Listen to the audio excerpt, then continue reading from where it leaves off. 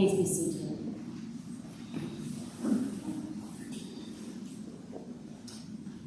So before we moved into the parish, into the vicarage at Walsbrow, for years my study in my previous home was below ground, in the cellar. There was little light. It was cold, it was dark, it was damp. And the family fondly referred to it as Mother's theological black hole. And I spent many years down there, writing essays while I was training, and then preparing services and sermons once I was ordained. So, imagine my delight. When moving into the vicarage, I actually had a study above ground. And not only was it a study that was filled with natural light, but it had a wonderful vista. It looked out onto the garden and fields beyond and Dent Hill in the background. It was paradise to me. Little did I know how much more I would come to value it in the weeks that followed. Because not long after we moved in, lockdown was announced. And ministry, for me, changed quite dramatically. I spent many and much more hours in front of a screen, many more hours on the telephone. Yet in those moments, when I looked up from the screen, out of the window and into the garden, I felt truly blessed. Whilst the pandemic outside was raging, nature seemed to be taking a deep breath, didn't it? Everything slowed down. And I know I wasn't the only one who felt that I was able to see, to hear, to smell nature in a way that I hadn't done probably since childhood. I was paying attention. And my life was attuned to the natural world in a totally different way than it had been. I got to know all the birds in my garden and their characters. I'd like to tell you we have a very assertive robin who will give good old fight to birds twice its size defending its territory. We've got a shy and bashful wren who lives in a woodpile. A loud and boisterous Mr. and Mrs. Pigeon who became very good friends with the rabbit who sat outside my study very casually eating all the plants that I planted. And then there was the hedgehog who would sit in the middle of the lawn and the squirrel that lives in the pine trees. And on my daily walks, I began to notice afresh the verdant hedgerows, how each few weeks one flower would come to glory and then only to be replaced by yet another in succession. I was so much more aware of the passing of each season, each phase of new life, growth, and then the gradual dying back, giving way to new forms of life. And time and again, I was bowled over. Who are you, God?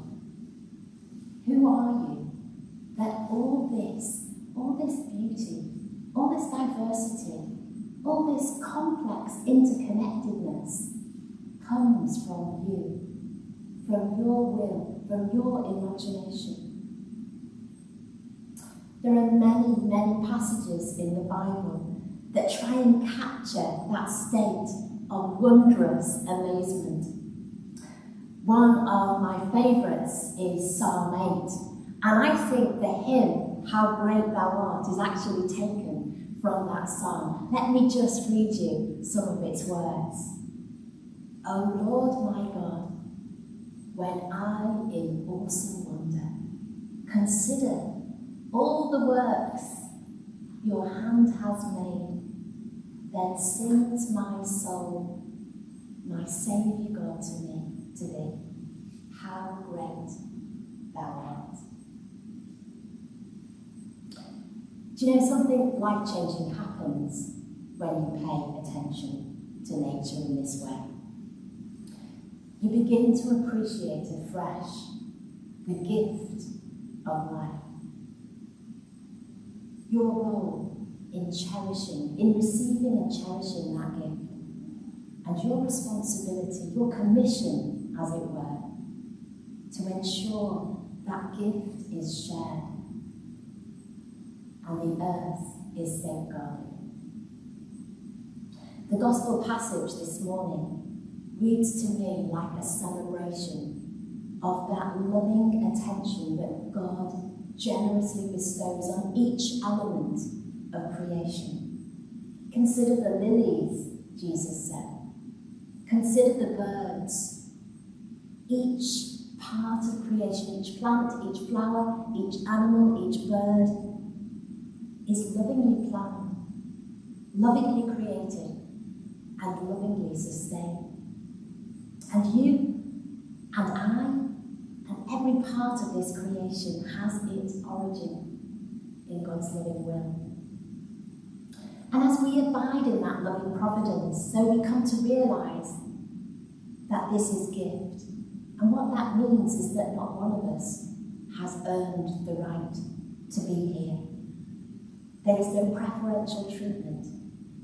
We are gifted. We are blessed by a loving Maker. The messages that we are loved, the messages that we are created, and that everything is a gift, are powerful antidotes to the messages that we hear loud from our society in these days. A society which constantly tries to tell us that we are worth what we have, that we have our ultimate value is in our wealth, our status, our looks. And nature time and again is shouting back, no, it's pure gift. You and each part of creation is lovingly cherished by its maker, and your value lies in your belovedness. And when we really begin to get our heads around this, and to be honest, really grasping it is the work of a lifetime, then our most natural response is to raise our spirits, our souls, in thankful praise. And so we come to this harvest time. For to me, harvest is all about attention, awareness, and thanksgiving. In the ancient Israel, the Jewish people celebrated 3 harvests a year. Thanksgiving was interwoven into their cycle of the seasons. It was a time to pause, to look, to pay attention, to give thanks, and to share God's bountiful gifts. And I think, do you know, it's no accident that when we become truly thankful for the gifts we receive, then our grip on what we have is loosened a little bit. Because we realise, as we say every communion service, all that we have is God's, and of God's own do we give.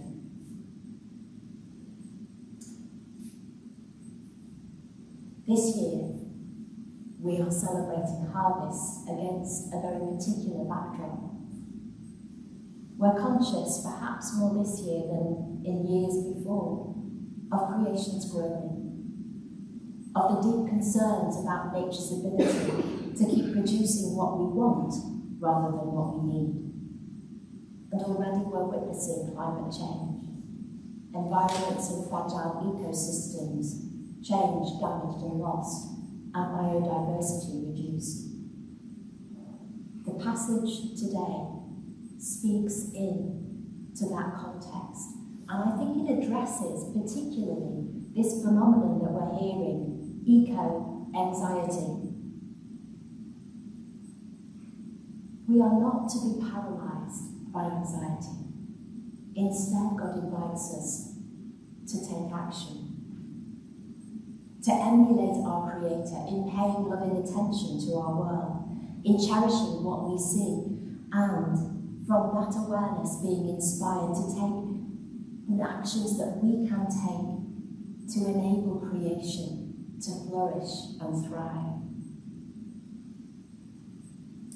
And there's another backdrop in which we celebrate harvest this year.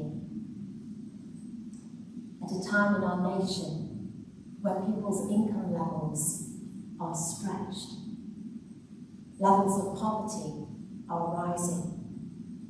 This autumn, we're conscious that many people will be impacted by rising fuel prices, cuts in benefit, increases in income tax, and rising food prices.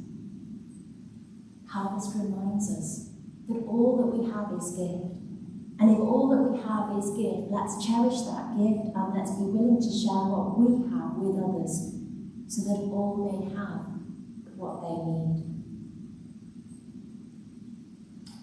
I'd like to end this reflection today with another verse of the harvest hymn that we have sung today. And I invite you to make this your harvest prayer. For the fruits of your creation, thanks be to you, O God. For the future needs in earth's safekeeping, thanks be to you, O God.